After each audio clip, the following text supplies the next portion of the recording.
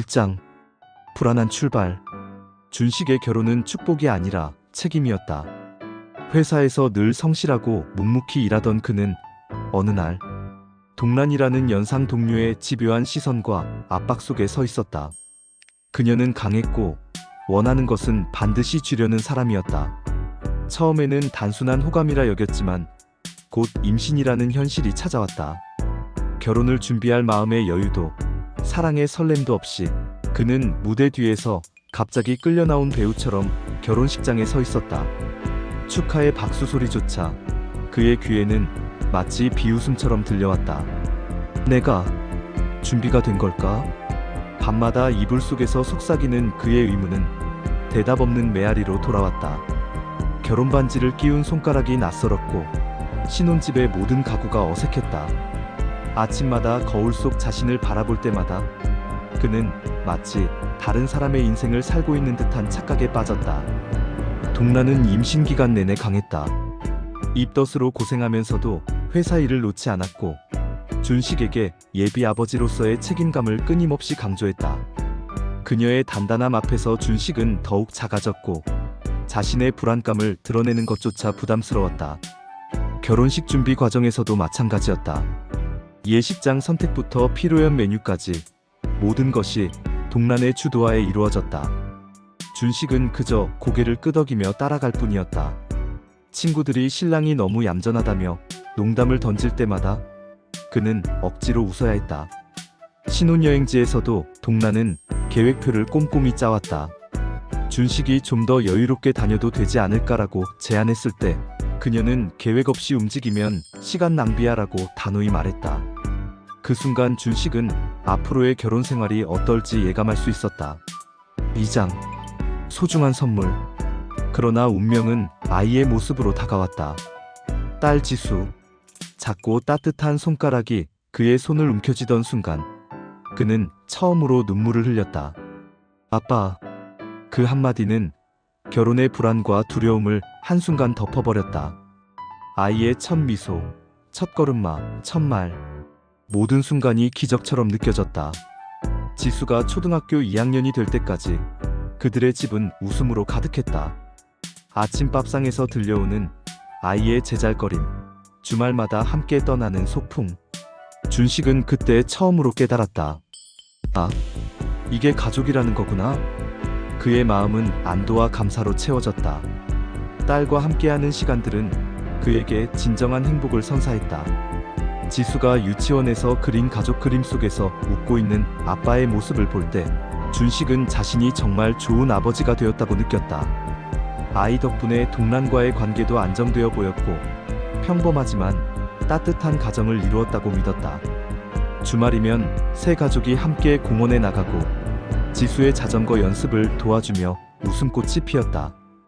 그런 순간들이 쌓여가면서 준식은 자신의 불안했던 결혼 초기를 잊어갔다.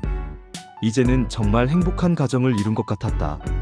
지수의 첫 생일날 준식은 케이크에 촛불을 켜며 소원을 빌었다. 이 아이가 건강하고 행복하게 자랐으면 좋겠다. 그때의 그는 진심으로 행복했다. 동란도 아이를 바라보는 눈빛이 따뜻했고 가족 사진을 찍을 때 자연스럽게 웃음이 나왔다. 아이가 처음 엄마 아빠라고 불렀을 때의 감동, 첫걸음을 뗐을 때의 기쁨, 아프다고 울 때 안아주며 느꼈던 보호 본능.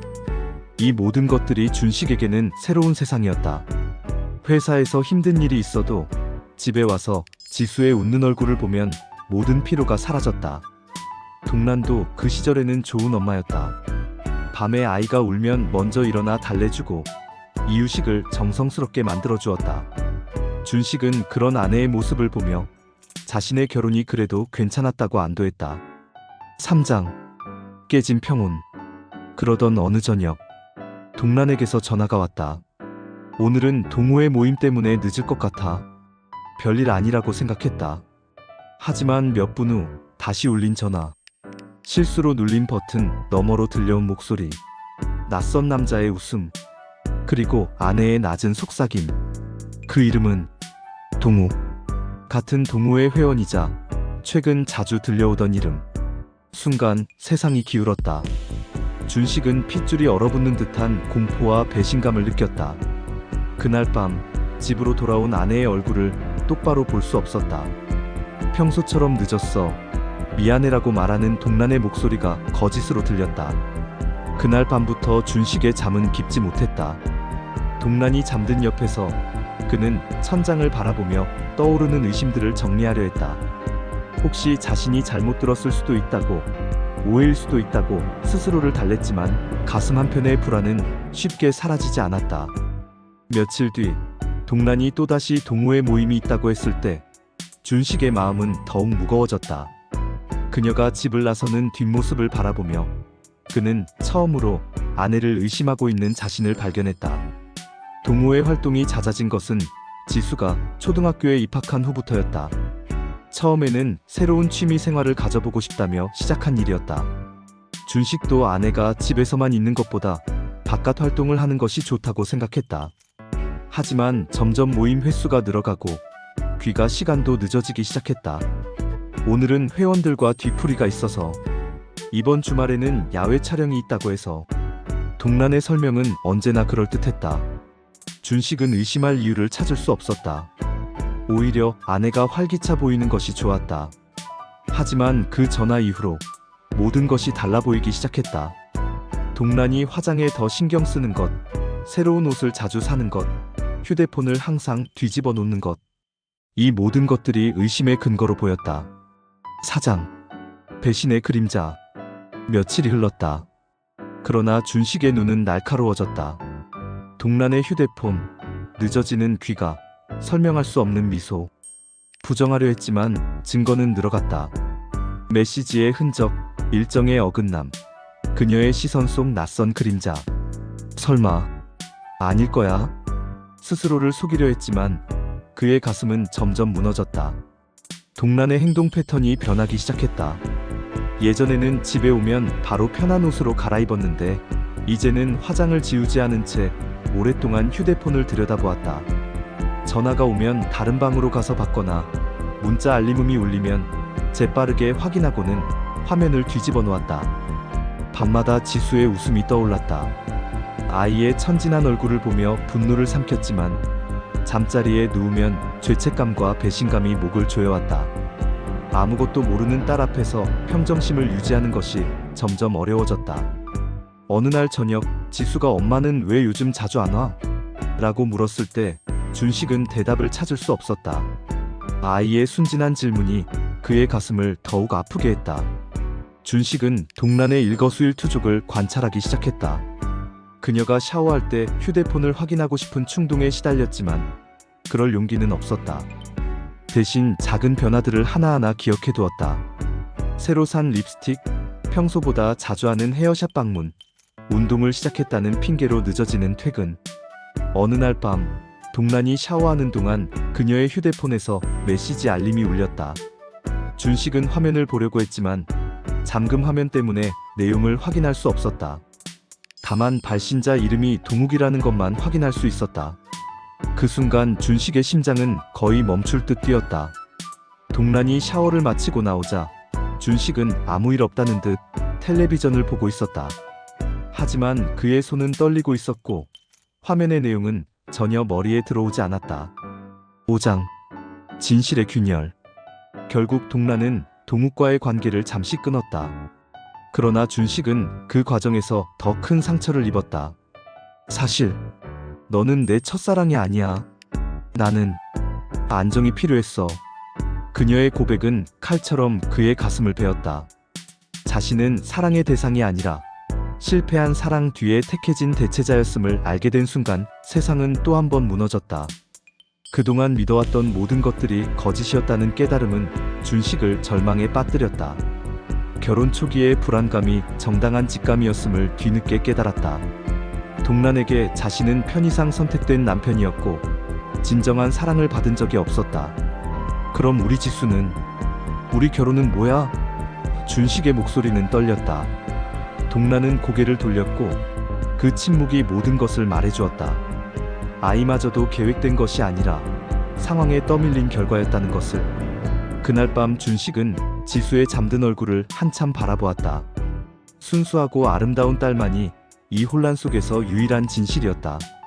아이만은 자신을 진심으로 사랑한다는 것을, 그리고 자신도 아이를 진심으로 사랑한다는 것을 확신할 수 있었다. 며칠 후 동란이 먼저 입을 열었다. 미안해. 나도 모르게 그렇게 된 거야. 하지만 그녀의 사과는 준식에게 위로가 되지 못했다. 오히려 더 큰 분노만 일으켰다. 모르게 된 게 아니라 선택한 거잖아.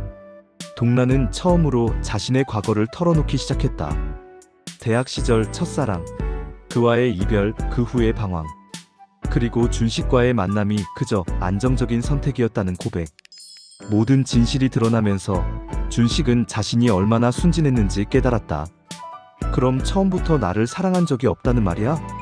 준식의 질문에 동란은 대답하지 못했다. 그 침묵이 답이었다. 8년간의 결혼 생활, 그 모든 시간이 한쪽의 일방적인 사랑이었다는 것을 알게 된 순간이었다. 6장. 드러나는 과거. 그 후 직장에서 들려오던 오래된 소문들이 하나둘 떠올랐다. 사라진 메신저 대화, 묻혀버린 스캔들, 웃어넘겼던 동료들의 뒷말. 모든 퍼즐은 하나로 이어졌다. 그동안 자신이 믿어왔던 평범한 일상은 환상에 불과했다. 그가 붙잡고 있던 행복은 모래성처럼 무너지고 있었다.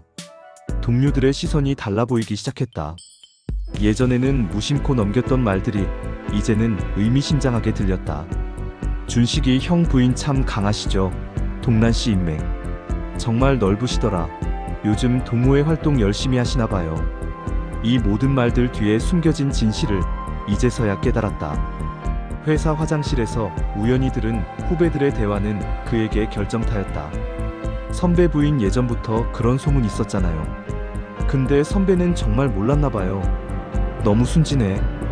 그들의 말을 듣는 순간 준식은 자신이 얼마나 바보 같았는지 깨달았다. 점심시간 혼자 공원 벤치에 앉아있는 동안 모든 기억들이 파편처럼 떠올랐다. 결혼 전 동란의 행동들, 결혼 후에도 계속된 이상한 전화들, 설명되지 않는 일정들, 모든 것이 이제야 명확해졌다. 회사 동료 중 한 명이 조심스럽게 다가왔다. 준식아, 괜찮아? 오래 알고 지낸 선배였다. 사실 말하기가 좀 그랬는데. 동란씨 일로 걱정이 많겠구나. 선배의 말에서 준식은 자신의 상황이 이미 주변에 알려져 있음을 깨달았다. 그날 밤 집에 돌아와서도 준식은 멍하니 앉아 있었다. 지수가 아빠, 왜 그래? 라고 묻자 그는 겨우 아무것도 아니야 라고 대답했다. 하지만 아이의 걱정스러운 눈빛을 보며 자신이 얼마나 많이 변했는지 실감했다. 인터넷에서 우연히 동욱의 SNS를 발견했을 때 준식은 더 큰 충격을 받았다. 최근 몇 달간 올라온 사진들 속에는 동란과 함께한 흔적들이 곳곳에 보였다. 같은 장소, 같은 시간. 그들의 관계가 단순한 동호회 모임 이상이었음을 증명하는 증거들이었다. 7장. 아버지의 눈물. 그럼에도 준식은 딸 앞에 서면 힘없이 무너졌다. 아빠, 오늘 같이 자자. 아이의 작은 목소리에 그는 또 울음을 삼켰다. 분노와 배신감은 끓어오르지만 지수의 얼굴은 그의 발목을 붙잡았다. 이혼이라는 선택 앞에서 그는 늘 멈춰섰다. 아버지로서의 책임과 남편으로서의 상처가 얽히며 그의 눈가에는 밤마다 눈물이 맺혔다. 지수는 아빠의 변화를 느끼고 있었다. 아빠, 왜 요즘 슬퍼? 아이의 순진한 질문에 준식은 아빠는 괜찮아. 우리 지수만 건강하면 되라고 대답했지만 목소리는 떨리고 있었다.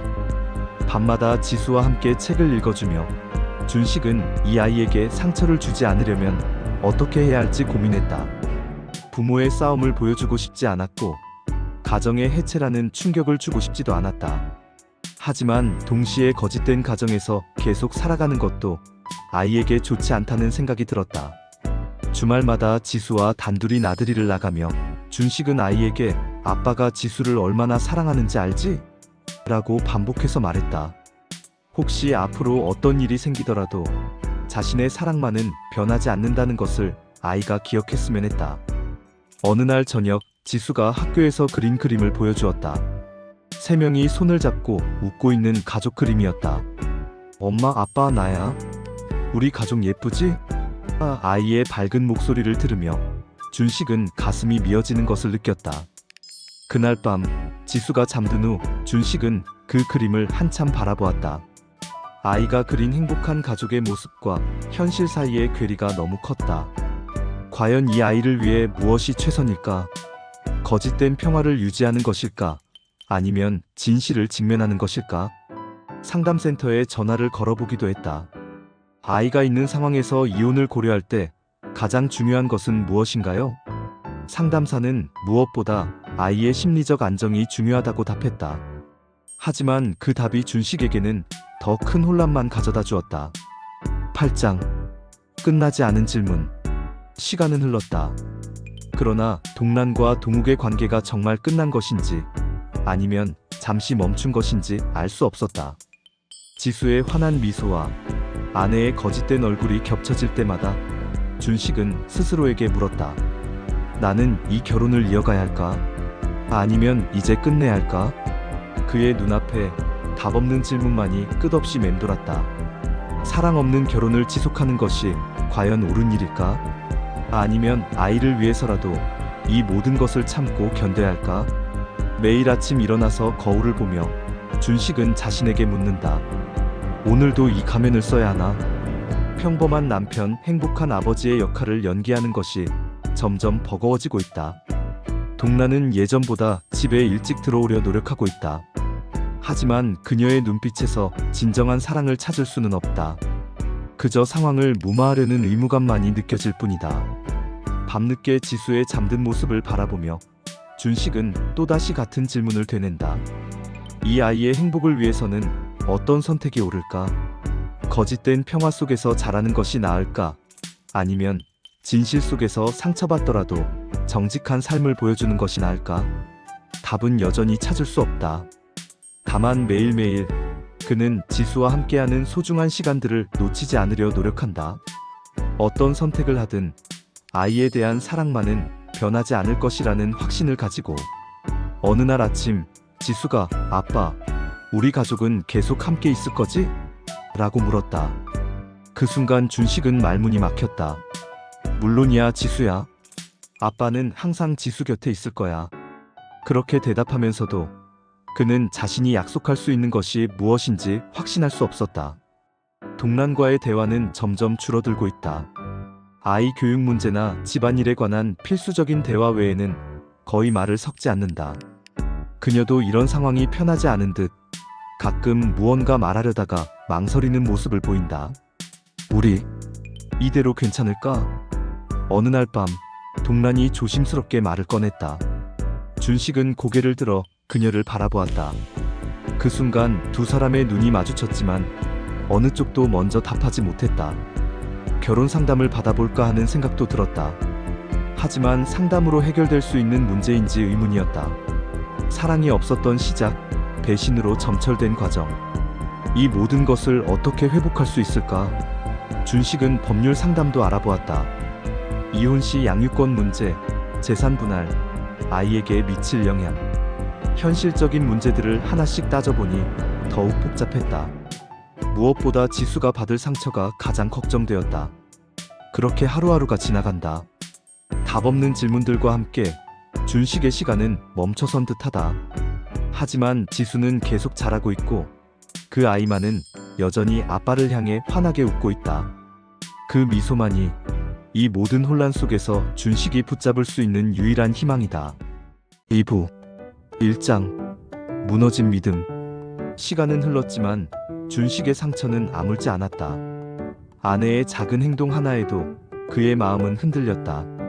동란이 휴대폰을 꺼내들 때, 미소를 지을 때 그 모든 순간이 칼날처럼 그의 심장을 스쳤다. 아침이면 거울을 보며 자신에게 물었다. 오늘도 또 연기해야 하나? 평범한 남편, 행복한 가정의 가장이라는 가면을 쓰는 것이 점점 버거워지고 있었다. 동란과 눈이 마주칠 때마다 그 속에서 진실을 찾으려 했지만 그녀의 시선은 언제나 어디론가 흩어져 있었다. 회사 동료들이 부인이 참 예쁘시더라거나 가정이 화목해 보여서 부럽다고 말할 때마다 준식은 억지로 웃어야 했다. 그 웃음 뒤에 숨은 상처를 아무도 알지 못했다. 점심시간에 혼자 앉아있으면 과거의 기억들이 파편처럼 떠올랐다. 동란이 처음 임신했을 때의 기쁨, 결혼 초기의 어색함, 지수가 태어났을 때의 감격. 그 모든 순간들이 이제는 다르게 해석되었다. 진짜 사랑이었을까? 아니면 모든 것이 그녀에게는 그저 의무였을까? 퇴근길에 꽃집을 지나치며 문득 멈춰섰다. 예전에는 기념일마다 꽃을 사다 주곤 했다. 동란은 항상 고마워라고 말했지만 그 미소가 진심이었는지 이제는 확신할 수 없었다. 꽃집 주인이 오늘도 부인께 드릴 꽃을 사러 오셨네요 라고 말했지만 준식은 고개를 저으며 발걸음을 돌렸다. 집에 도착하면 지수가 달려와 안겼다. 아빠 왔다. 그 순간만큼은 모든 걱정을 잊을 수 있었다. 하지만 거실에서 텔레비전을 보고 있는 동란을 바라보면 다시 현실로 돌아와야 했다.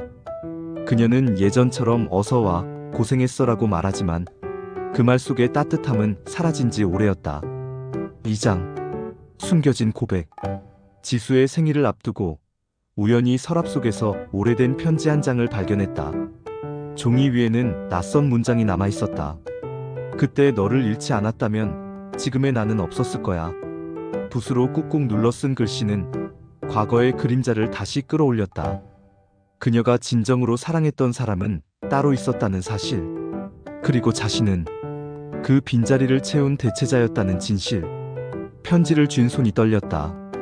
준식의 눈앞에서 종이가 흔들리며 세상이 또다시 무너져 내렸다. 편지는 누렇게 바랜 채로 접혀 있었다. 동란의 글씨체가 분명했지만 그 내용은 준식이 알던 아내와는 전혀 다른 사람의 것 같았다. 사랑한다는 말을 이렇게 쉽게 할 수 있었다면 우리는 달랐을 텐데. 그 아래로 이어지는 문장들은 절절한 그리움으로 가득했다. 준식은 편지를 다시 읽고 또 읽었다. 날짜를 확인해 보니 결혼 직전에 쓰여진 것이었다. 그 시기에 동란은 다른 사람을 그리워하며 이런 편지를 쓰고 있었던 것이다. 자신과의 결혼을 앞두고서 말이다. 하지만 왜 이 편지는 전달되지 않았을까? 왜 서랍 깊숙한 곳에 숨겨져 있었을까? 동란은 결국 자신의 진심을 전하지 못했고 그 대신 가면을 쓰고 결혼 생활을 시작했던 것일까? 그날 밤 준식은 동란에게 편지에 대해 묻고 싶었다. 하지만 차마 입을 열 수 없었다. 진실을 알고 나면 돌이킬 수 없는 길로 들어서게 될지도 모른다는 두려움 때문이었다. 편지를 다시 서랍에 넣으면서도 그 내용은 계속 머릿속을 맴돌았다. 동란의 솔직한 마음이 담긴 그 글들이 지금의 그녀와는 너무나 달랐다. 언제부터 그녀는 자신의 감정을 숨기기 시작했을까? 3장 흔들리는 가장. 직장에서는 그는 여전히 책임감 있는 사람이었다. 상사의 신뢰, 동료들의 존경, 후배들의 의지. 그러나 집으로 돌아오는 순간 그는 텅 빈 전사가 되었다.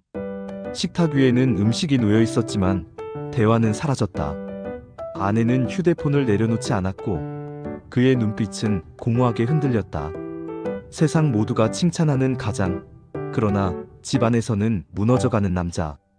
그것이 바로 준식의 모습이었다. 회사에서 진행하던 프로젝트가 성공적으로 마무리되자 팀원들이 축하 모임을 제안했다. 과장님 덕분에 이렇게 좋은 결과를 얻었어요. 오늘 한 잔 어때요? 후배들의 밝은 얼굴을 보며 준식은 잠시 망설였다. 집에 일찍 가봤자 달라질 것은 없었다. 술자리에서 동료들은 준식을 칭찬했다. 역시 준식이 형이야. 일도 잘하고 가정도 화목하고 부인도 예쁘시고 딸도 똑똑하다던데. 정말 부러워요. 그들의 말을 들으며 준식은 쓴웃음을 지었다. 겉으로 보기에는 그럴듯했지만 속은 골마가고 있었다. 집에 돌아가는 길 택시 안에서 휴대폰을 확인했다. 동란에게서 온 메시지가 하나 있었다. 지수 재우고 먼저 잘게. 짧고 건조한 문장이었다. 예전에는 조심히 들어와. 기다리고 있을게라고 했던 것과는 사뭇 달랐다.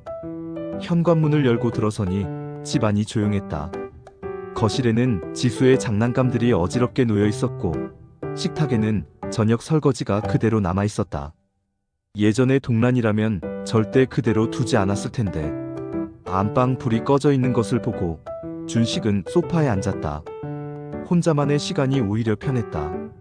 아무에게도 연기할 필요가 없었고 가면을 벗을 수 있었다. 하지만 동시에 깊은 외로움이 밀려왔다. 새벽 2시가 넘어서야 잠자리에 들었다. 동란은 이미 깊은 잠에 빠져 있었다. 그녀의 잠든 얼굴을 바라보며 준식은 과거를 떠올렸다. 신혼 때는 늦게 들어와도 깨어서 반겨주곤 했는데 이제는 등을 돌리고 자고 있었다. 사장. 딸의 눈빛. 아빠, 엄마랑 왜 자꾸 다퉈? 지수의 눈망울이 그를 찔렀다. 그토록 숨기려 애썼던 갈등이 결국 아이의 눈에도 비친 것이다. 준식은 답할 수 없었다. 아이 앞에서는 언제나 따뜻한 아빠이고 싶었다. 그러나 아이의 눈동자는 이미 모든 것을 알고 있었다. 그날 밤 그는 지수가 잠든 얼굴을 오래도록 바라보았다. 이 아이를 위해 나는 어떤 선택을 해야 하는가? 그의 가슴은 더 무겁게 짓눌렸다. 지수가 그런 질문을 한 것은 전날 밤 부부 사이에 오간 차가운 대화를 들었기 때문이었다. 동란이 요즘 너무 늦게 들어온다고 지적했고 준식은 그럼 일찍 들어가서 뭘 하겠다는 거야 라고 받아쳤다. 그 순간 지수의 방에서 작은 소리가 났지만 두 사람 모두 눈치채지 못했다. 다음 날 아침 지수는 평소보다 조용했다. 아침밥을 먹을 때도 말이 없었고 학교 갈 준비를 하면서도 시무룩한 표정을 지었다. 준식이 지수야 무슨 일 있어? 라고 물었을 때 아이는 그제서야 그 질문을 던진 것이다. 아빠와 엄마는 서로 좋아하지 않는 거야? 지수의 두 번째 질문은 더욱 날카로웠다. 8살짜리 아이의 입에서 나온 말이라고는 믿기 어려울 정도로. 준식은 무릎을 꿇고 지수의 눈높이에 맞췄다. 지수야, 아빠와 엄마는 지수를 너무너무 사랑해. 그건 절대 변하지 않을 거야. 하지만 아이는 그 대답에 만족하지 않는 듯했다. 그럼 왜 같이 웃지 않아? 예전에는 3명이 같이 웃었는데. 지수의 말에 준식은 할 말을 잃었다. 아이가 느끼는 변화가 이렇게 구체적일 줄은 몰랐다. 그날 저녁 준식은 지수와 단둘이 시간을 보내기로 했다. 동란은 또다시 모임이 있다며 나갔고 부녀는 피자를 시켜 먹으며 영화를 봤다. 지수는 아빠 품에 안겨 웃었지만 가끔 현관 쪽을 바라보며 엄마 언제 와? 라고 물었다. 아빠, 우리 가족 사진 또 찍을 거야? 지수가 거실벽에 걸린 가족 사진을 가리키며 물었다.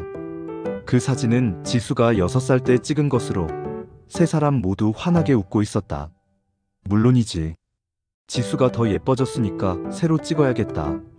준식은 대답했지만 과연 그런 날이 올까 싶었다. 밤에 지수를 재우면서 아이가 아빠, 우리 가족은 계속 함께 있을 거지? 라고 물었다. 그 순간 준식의 목이 메었다.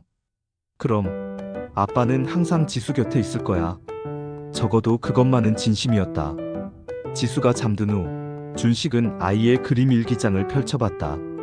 최근의 그림들을 보니 가족 그림에서 엄마와 아빠가 점점 멀어져 있었다. 아이의 순수한 눈에도 부모의 변화가 이렇게 명확하게 보이고 있었다. 5장. 다시 드러난 불씨. 한밤중 거실 불빛이 새어나왔다. 조용히 걸어가던 준식의 눈에 아내의 휴대폰 화면이 비쳤다. 그곳에 떠오른 이름.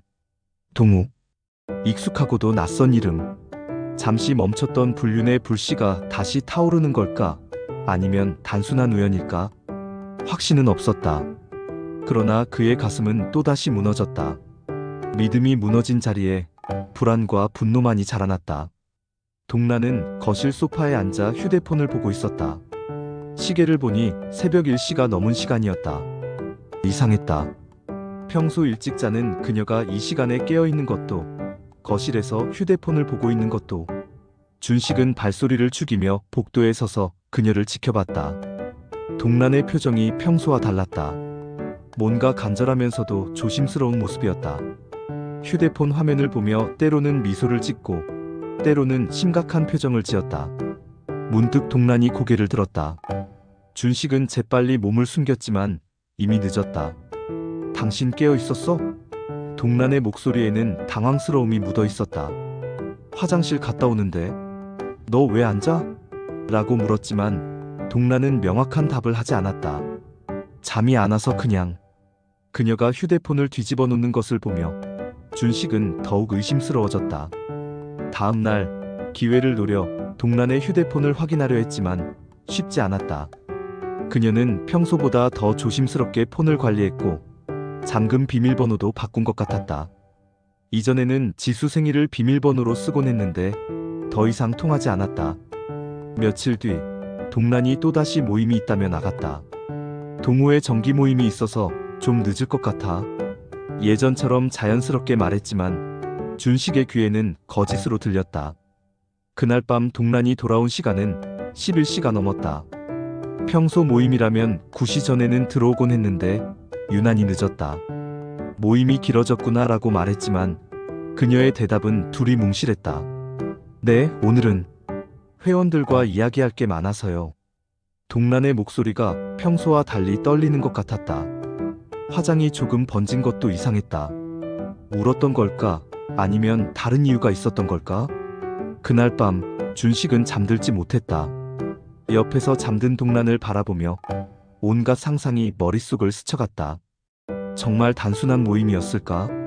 동욱과 다시 만난 것은 아닐까? 새벽에 동란의 휴대폰에서 메시지 알림음이 울렸다. 준식이 흐릿한 의식 중에 화면을 보려 했지만 이미 동란이 먼저 깨어 폰을 확인하고 있었다. 어둠 속에서도 그녀의 미묘한 표정 변화를 느낄 수 있었다. 6장 선택의 갈림길. 그는 수없이 이혼을 결심했다. 짐을 싸고 집을 나가고 모든 걸 끝내겠다고 다짐했다. 그러나 지수의 얼굴이 떠올랐다. 아빠, 내 옆에 있어줘. 그 목소리가 그를 붙잡았다. 남편으로서의 삶을 끝내야 할지, 아버지로서의 삶을 지켜야 할지. 그는 매일 밤 갈림길에서 서성였다. 발걸음을 옮기지 못한 채 마음만 흔들렸다. 법률 상담소를 찾아가기도 했다. 이혼 절차는 어떻게 되나요? 아이 양육권은 어떻게 정해지는 거죠? 변호사는 차분하게 설명해줬지만 준식의 마음은 더욱 복잡해졌다. 부인 측에 명확한 불륜 증거가 있다면 유리하겠지만 그렇지 않으면 양육권 문제에서 어머니가 우선권을 갖는 경우가 많습니다.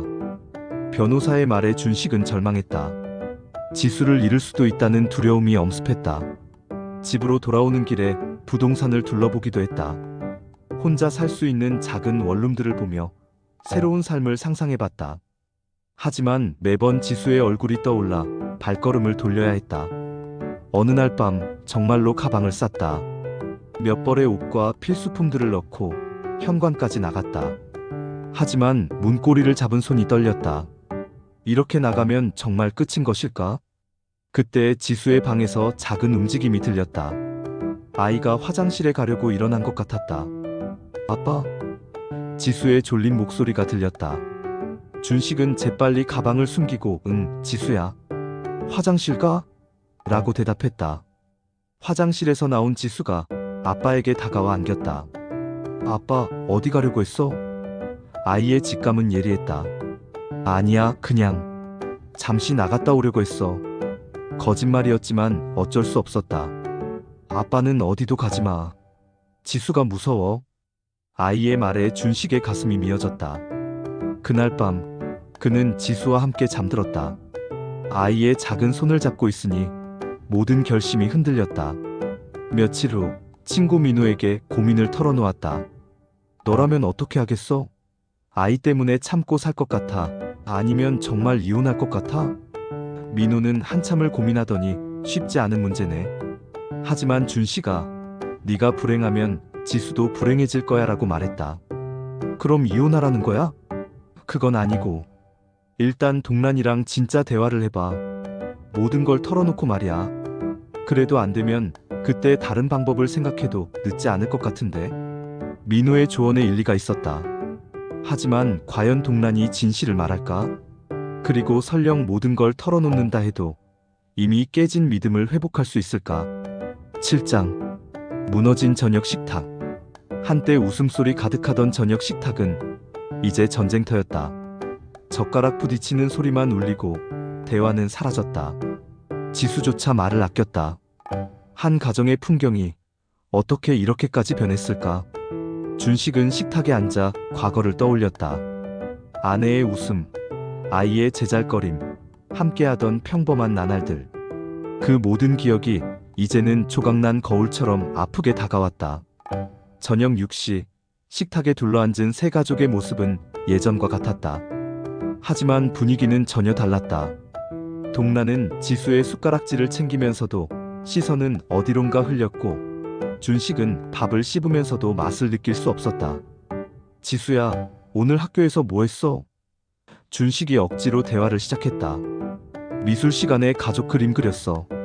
지수의 대답에 두 어른 모두 긴장했다. 어떻게 그렸는데? 동란이 조심스럽게 물었다. 엄마, 아빠, 나. 그런데 선생님이 왜 다들 멀리 떨어져 있냐고 물어봤어. 지수의 말에 식탁이 조용해졌다. 아이의 그림에서도 가족의 거리감이 드러난 것이다. 다음에는 더 가까이 그려보자. 동란이 어색하게 웃으며 말했지만 그 웃음은 오래가지 못했다. 준식은 아무 말하지 않고 밥을 계속 떠넣었다. 예전에는 지수가 학교 이야기를 하면 두 부모가 번갈아가며 질문을 던지고 아이의 대답에 함께 웃곤 했다. 지수도 신이 나서 하루 종일 있었던 일들을 제잘제잘 떠들어댔다. 하지만 지금은 모든 대화가 어색하고 억지스러웠다. 아빠는 오늘 회사에서 뭐 했어? 지수가 아빠에게 물었지만 준식은 그냥 일했지라고 성의 없게 대답했다. 아이는 더 이상 묻지 않았다. 분위기를 읽은 것일까? 아니면 이미 익숙해진 것일까?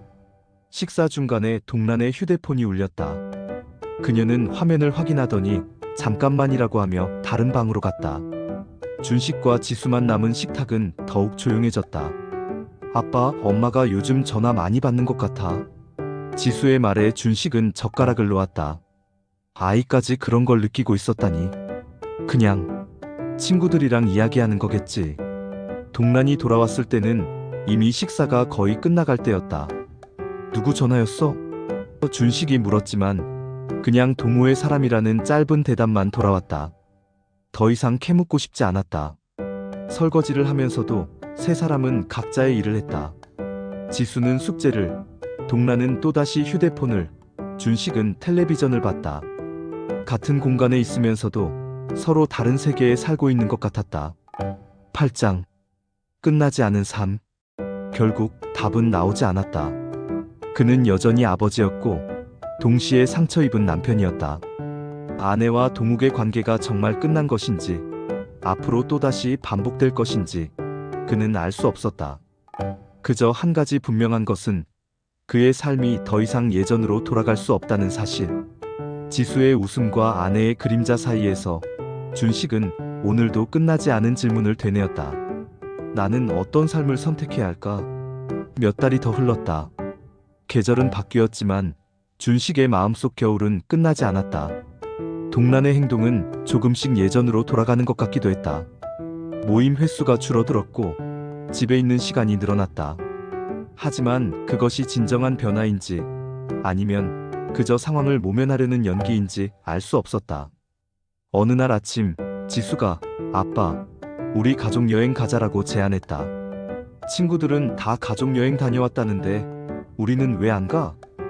아이의 순수한 제안에 준식은 망설였다. 그래, 어디 갈까? 동란이 먼저 대답했다. 오랜만에 밝은 목소리였다. 바다 보러 가고 싶어. 지수가 신이 나서 말했다. 그렇게 해서 가족여행이 결정되었다. 부산으로 2박 3일 여행을 가기로 했다. 준식은 복잡한 마음이었다. 이런 여행이 과연 의미가 있을까? 아니면 그냥 아이를 위한 연기에 불과한 것일까? 여행 당일 차 안에서 지수는 들떠 있었다. 오랜만에 가족여행이라서 그런지 평소보다 훨씬 밝았다. 동란도 아이와 함께 노래를 부르며 즐거워하는 것 같았다. 준식만 홀로 핸들을 잡고 복잡한 생각에 잠겨 있었다. 호텔에 도착해서도 지수는 여기저기 뛰어다니며 신기해했다. 와, 바다가 보여. 창밖 풍경을 보며 소리치는 아이를 보니 준식도 잠시 마음이 밝아졌다. 첫날 저녁 해변가 식당에서 저녁을 먹었다. 지수는 처음 보는 조개구이에 신기해하며 먹었고 가족 사진도 몇 장 찍었다. 사진 속 세 사람은 웃고 있었지만 준식에게는 그 웃음마저 어색하게 느껴졌다. 둘째 날 해수욕장에서 모래성을 쌓으며 놀았다. 지수는 엄마 아빠와 함께 큰 성을 만들며 즐거워했다. 그 순간만큼은 정말 행복한 가족처럼 보였다. 다른 관광객들도 보기 좋은 가족이네요라며 미소를 지었다. 하지만 밤이 되면 현실로 돌아와야 했다. 호텔 방에서 지수가 잠든 후 준식과 동란은 또다시 어색한 시간을 보냈다. 각자 침대에 누워 천장을 바라보며 할 말을 찾지 못했다. 준식아, 동란이 먼저 말을 꺼냈다. 응? 우리 이래도 되는 걸까? 그녀의 목소리에는 죄책감이 묻어 있었다. 뭐가? 이렇게 아무 일 없다는 듯이 아이 앞에서 연기하는 게 맞나 싶어서. 준식은 한참을 생각했다. 그럼 어떻게 하자는 거야? 아이한테 모든 걸 말할 거야? 그건 아니지만. 그 대화는 거기서 끝났다. 둘 다 명확한 답을 가지고 있지 않았고 솔직해지기에는 너무 많은 것을 잃을 위험이 있었다. 여행에서 돌아온 후 일상은 다시 예전으로 돌아갔다. 아니, 어쩌면 더 어색해졌을지도 모른다. 여행에서의 행복했던 순간들이 오히려 현실과의 대조를 더욱 선명하게 만들었다. 지수는 여행 사진을 보며 언제 또 가족 여행 가? 라고 물었다. 준식은 곧 가자라고 대답했지만 과연 그런 기회가 다시 올까 싶었다. 가을이 깊어가면서 준식의 고민도 더욱 깊어졌다. 이대로 계속 살아갈 것인가? 아니면 새로운 선택을 할 것인가? 지수는 하루하루 자라고 있었고 시간은 기다려주지 않았다. 어느 날 밤 지수가 갑자기 열이 나서 병원에 갔다. 다행히 감기였지만 그날 밤 세 가족은 지수를 돌보며 함께 시간을 보냈다. 아픈 아이를 걱정하는 마음만큼은 진실했다. 아빠, 엄마 고마워. 열이 내린 지수가 두 부모를 번갈아 보며 말했다. 그 순간 준식은 깨달았다. 자신들의 문제와 상관없이 이 아이에게는 엄마도 아빠도 필요하다는 것을. 결국 결론은 내리지 못했다. 이혼도 화해도 쉽지 않았다. 다만 하나씩 배워가고 있었다. 완벽한 가족은 없다는 것, 사랑에도 여러 형태가 있다는 것, 그리고 무엇보다 아이의 행복이 가장 소중하다는 것을. 준식은 여전히 갈림길에 서 있었다. 하지만 이제는 조금 다른 마음이었다. 당장 모든 것을 해결하려 하지 않고 하루하루를 살아가면서 최선의 방법을 찾아보기로 했다. 지수의 웃음소리가 집안에 울려 퍼질 때 그것만으로도 충분하다고 생각하려 했다. 완벽하지 않아도 상처가 있어도 이것도 하나의 가족이라고. 밤하늘의 별을 바라보며 준식은 스스로에게 물었다. 나는 어떤 삶을 선택해야 할까? 아직도 답은 명확하지 않았다. 하지만 이제는 그 질문 자체를 두려워하지 않았다. 언젠가는 답을 찾을 것이다. 지수가 더 자라서 스스로 이해할 수 있게 될 때까지, 아니면 동란과 진정한 화해의 길을 찾을 수 있을 때까지. 그때까지는 버텨보기로 했다. 오늘도 준식의 하루가 끝나간다. 내일은 또 어떤 하루가 될까? 지수의 웃음과 아내의 그림자 사이에서 그는 오늘도 자신만의 답을 찾아가고 있다.